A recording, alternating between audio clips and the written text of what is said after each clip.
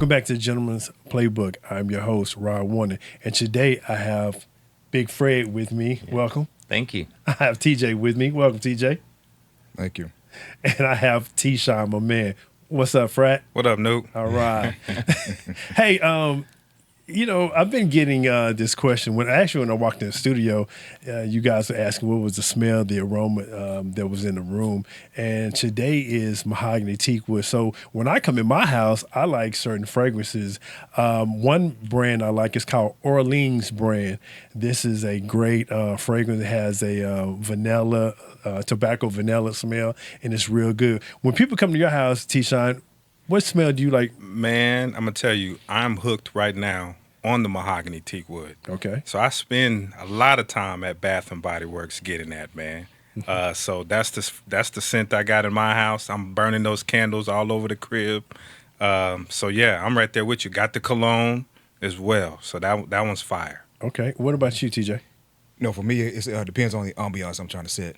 Okay. So a lot of times for the day, it's going to be some type of lavender with vanilla so that the stress levels are, not there. You get the mood up.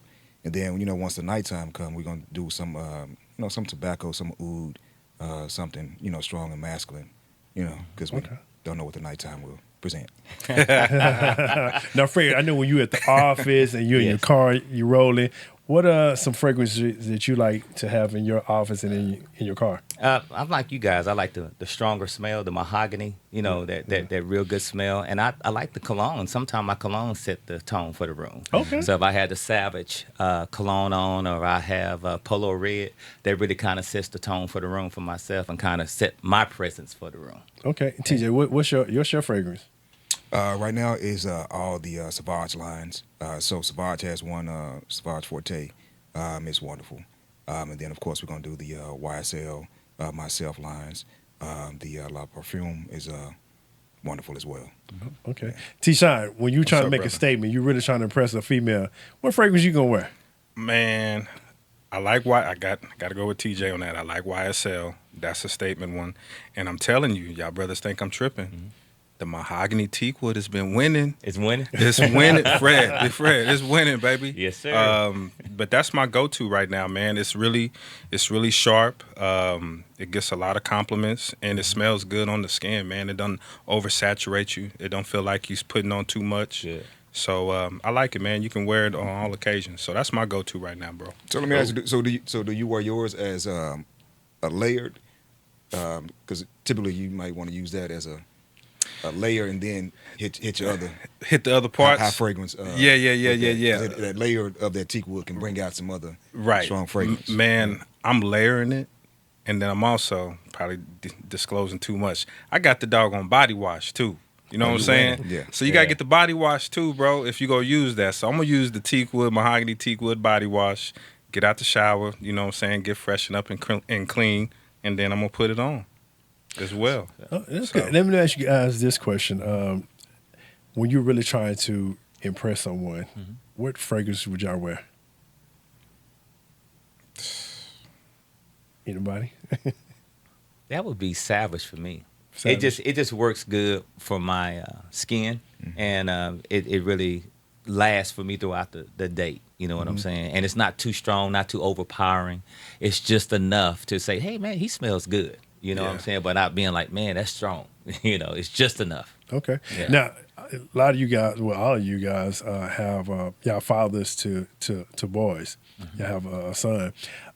What fragrance for the starter kit of your son? What's the first fragrance you guys buy your sons? Shoot. Well, first of all, how old is your son? Man, so I got two boys, man. Shout out to Kyrie and Kier. They're 13 and 10. Okay.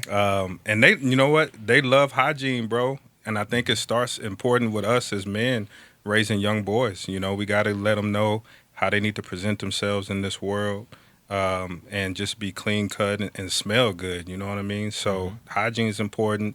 They're on the deodorants. They're on the colognes. Back in the day when I started, my pops and granddaddy, they gave me Brute and Old Spice. You know what I'm saying?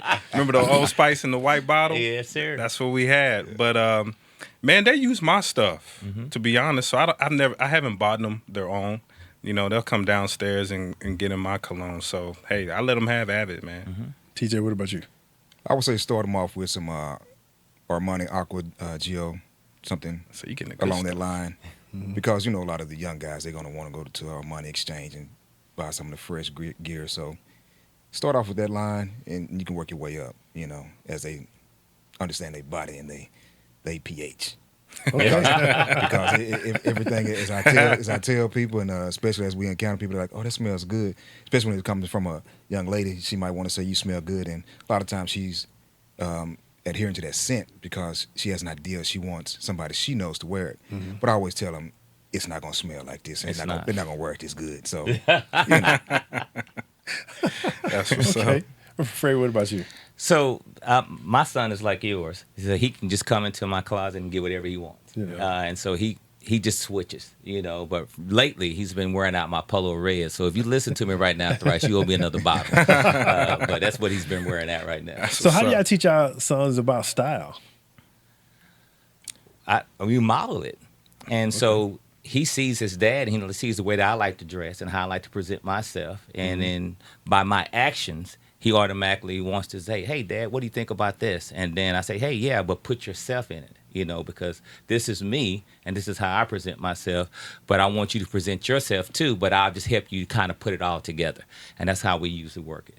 When it comes to dress, how do you teach your kids, Tisha?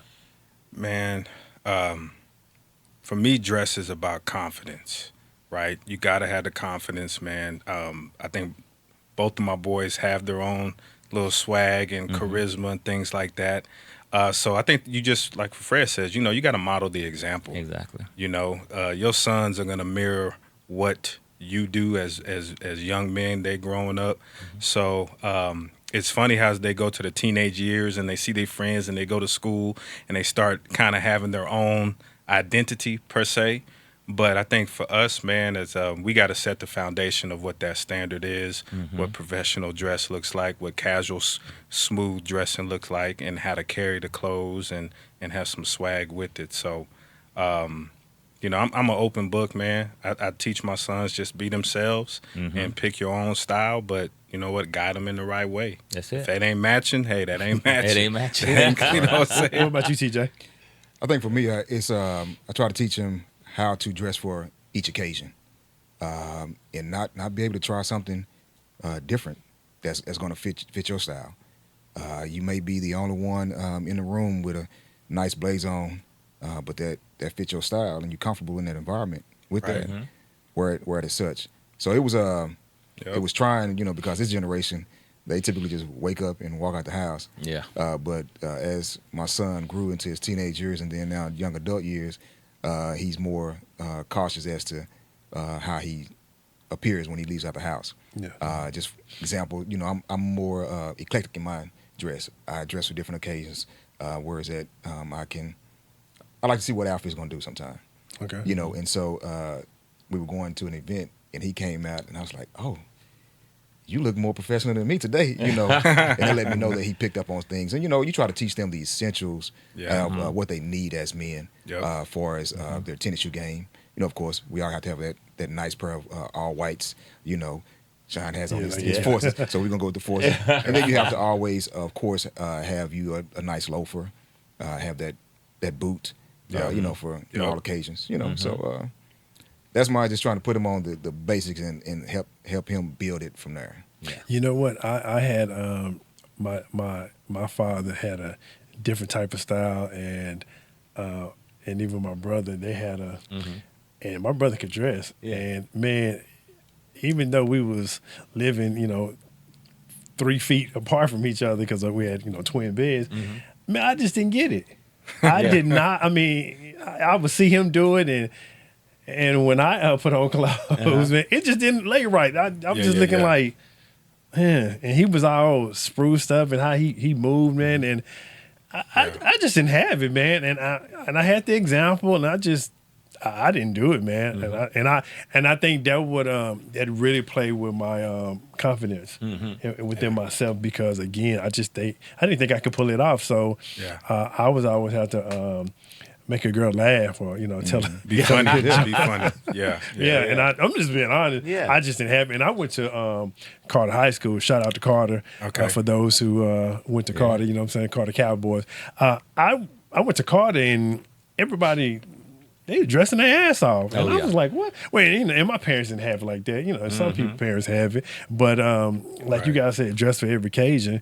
Hell, it wasn't number 2 occasion. One occasion. Go to school and church clothes. You know what I'm saying? Yep. That's it. So I mean, That's I it, didn't, bro. and you don't play in your good clothes. You know don't. what I'm Sure saying? don't. You You take sure that off don't. and you throw on that. So let me ask you guys, since you do have this, I know Steve Harvey came out with the Think Like a Man, and act like a woman. I think the gentleman's playbook is think like a man and act like a grown ass man. Yeah. What's one principle do you guys teach your son to act like a man? That's a good Man, question. for me, and I lead with this, man, and it starts for me, my foundation on the close relationship that I had with my mother, man. So I teach my sons to be a gentleman. You know, do nice, polite things for the lady who you're interested in or you're dating and so forth. And just whether that's being present, whether that's being intentional, but always lead with a gentleman's grace.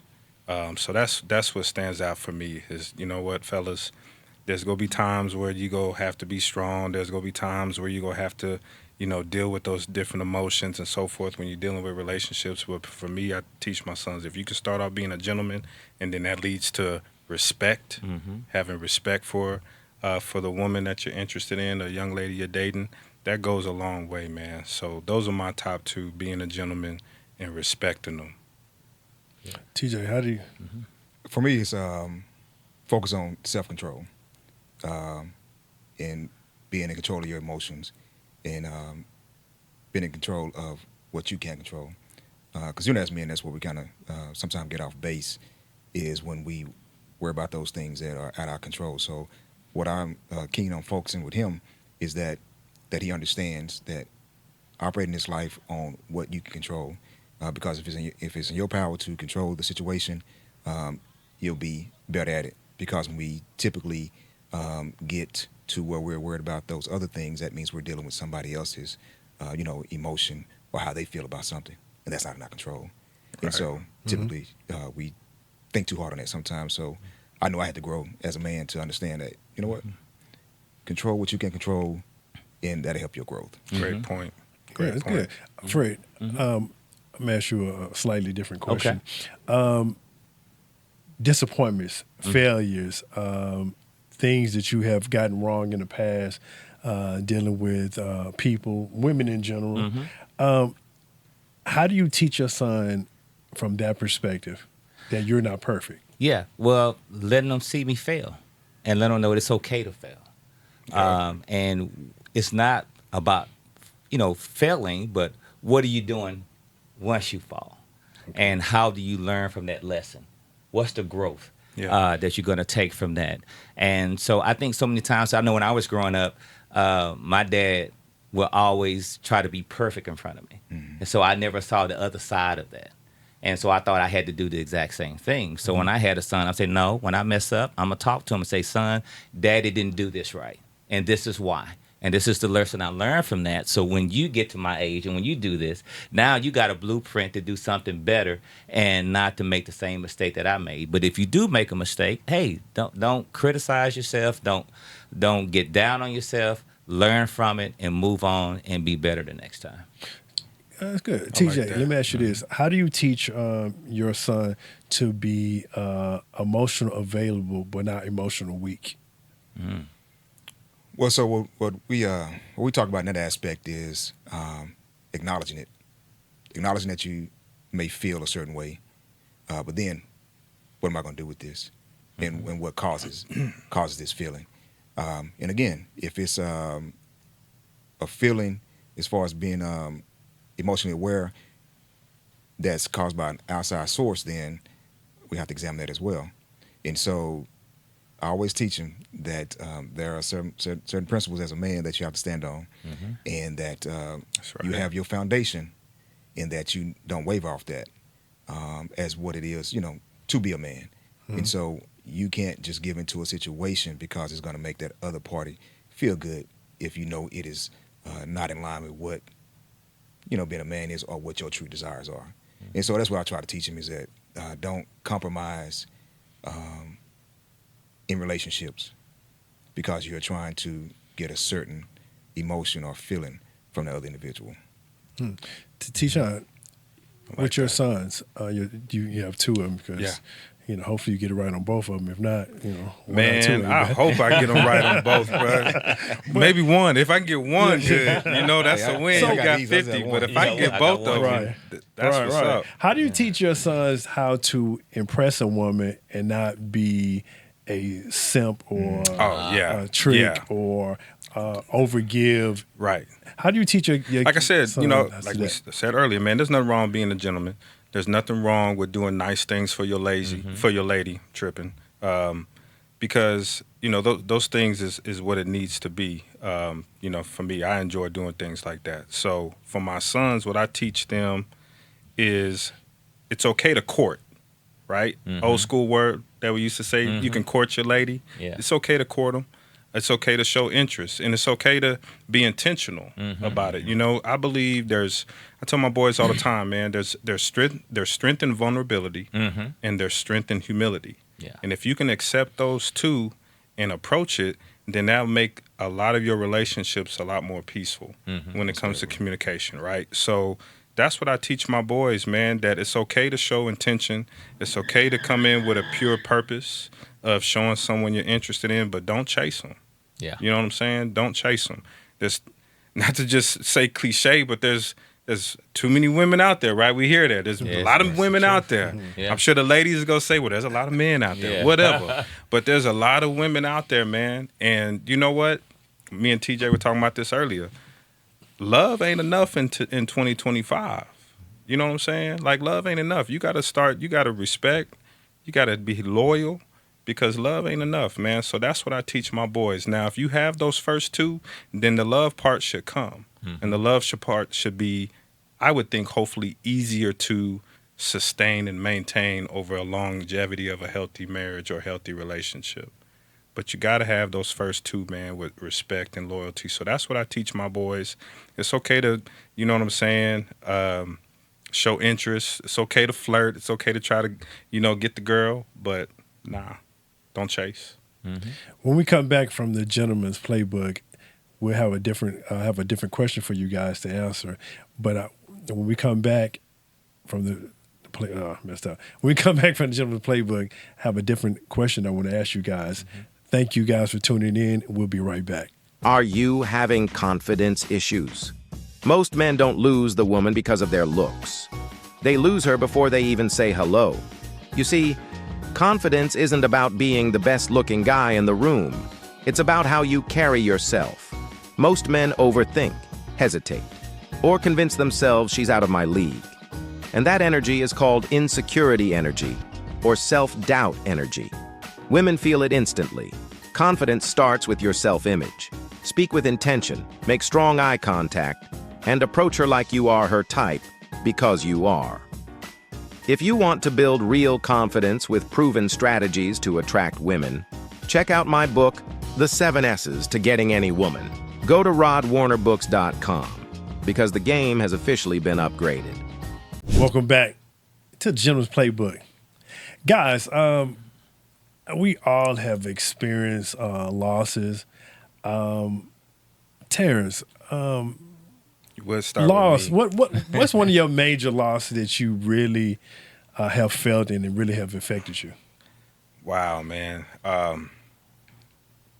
We've all had them. We've all had those opportunities. For me, it would be my divorce.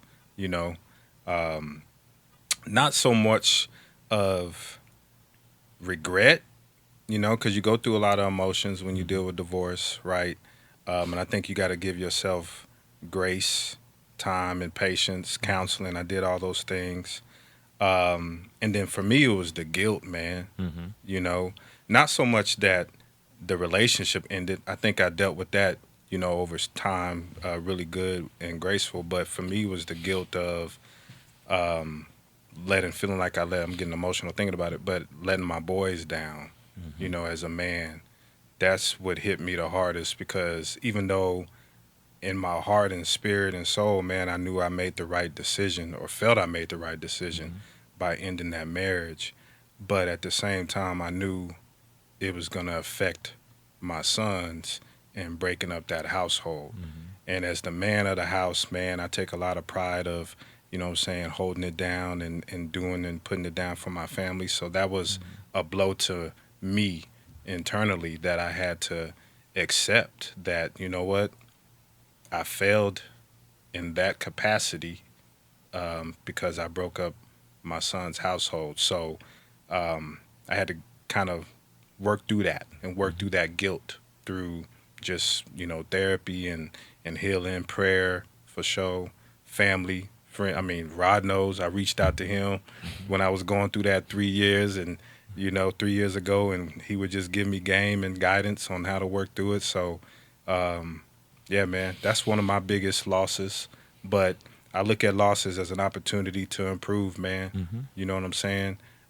Because if you go through those losses to be a better person, then what's the point of going through it? So that's how I feel, man.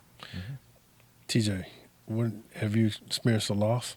Yeah, and just you know, piggybacking off of the divorce aspect, I think to date that will be what will be considered one of my biggest losses. But far as I looked at it, and initially it was like, man, I failed. You know, and we talked about that. You feeling like you're a failure. But then I pulled back and examined it and was like, no, it wasn't a failure. It was aspects that caused it not to have greater longevity. But what it did was, why it wasn't a failure, is because it allowed me, once I separated, to examine me more, to see what I could have did differently in the relationship to make it work even longer. But also, it's like, as we know, you're never going to achieve anything great in life unless you have those failures. And so that's how I had to start looking at it, as that, no, it's not a failure. I'm not upset with the woman that I was married to. It was an opportunity for me to get to know who I can be great on the next level. And what I want to do for the next partner. Right. Be able to be a better communicator. Being able to understand that some issues are not issues at all, you know, and just, you know, present myself to get that utmost respect from that person that you are wanting to be your spouse, or that is your spouse. You know, so for me, there was initial pain because, of course, like Sean said, you know, you looking at, man, I disappointed my kids because I'm breaking up this home they have. But in the midst of that, I was able to still be the consistent father to my kids. They are still excelling in life and still achieving those same dreams. So, yeah, initially with those pains, we look at them as it's pain, and that draws back as failures. But again, as we learn in life, those failures are there for us to grow. So that's how I look at it. Big Fred, when people may look at your marriage, because you've been married for a while, they may look at it as it's easy. And your kids may even look at it like that. What is it that you would tell your son or your daughters about marriage? What's that one thing? It ain't easy. It ain't nowhere near easy. Yeah, sure. And I would tell them, too, is that the person that you marry, whenever you marry them, 10 or 15 years down the road, that's not the same person. Right. That's not the same person. You're not the same person. Life changes you. Life be lifing, right? And if you get so caught up in your career, and that's what happened with me and my marriage. We got so caught up in the career, so caught up in the kids and raising everything, till we forgot to date one another. Yeah. And then you got to find your way back to one another. So sometimes your wife be like a roommate, and instead of a wife. And then you need to go to therapy. Thank God for Rob, and be able to come to him and bounce stuff off, and then have good brothers you can talk to and say, hey, man, how do I get this back on track? and then just be honest with your kids and say, hey, this happens. So when you get married 10 or 15 years down the road, make sure that you still date and don't put kids and don't put careers and don't put anything in front of your marriage, because you can definitely get off track and sometimes you can't come back. Yeah. Terrence, you did say something that I, as you was talking, came back, you had picked up the phone one morning. I think you asked me a question. No, you thanked me, and we went into a whole conversation.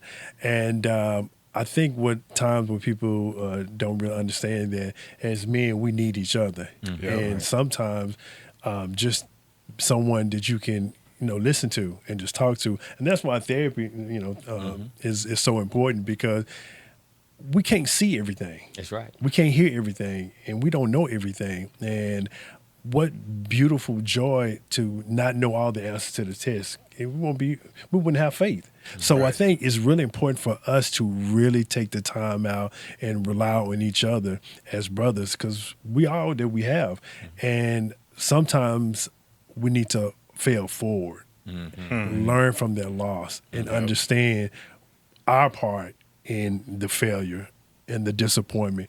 Yeah. And we're not perfect. And I think a lot of times individuals in this society, we quick to throw people away. And then commitment is something, it's a big word. And if you can really stay committed to something, the question I was always asked, what are you committed to other than your children? When we come back from the Gentleman's Playbook, we got a great closing. Stay tuned. Imagine walking into any room with unshakable confidence. Rod Warner's The 7S makes it possible. This proven guide distills the art of attraction into 7 powerful principles. Stop feeling lost and start building genuine connections that last. Your journey to a better social life begins now. Get the book on Amazon. Welcome back to the Gentleman's Playbook. I'm your host, Rod Warner. As I close, I want to thank T-Shine. Thank you, sir. Yes, sir, brother. TJ, I want to thank you. Yes, sir. Big Fred, I want to thank you. These are some extraordinary gentlemen who have lived life.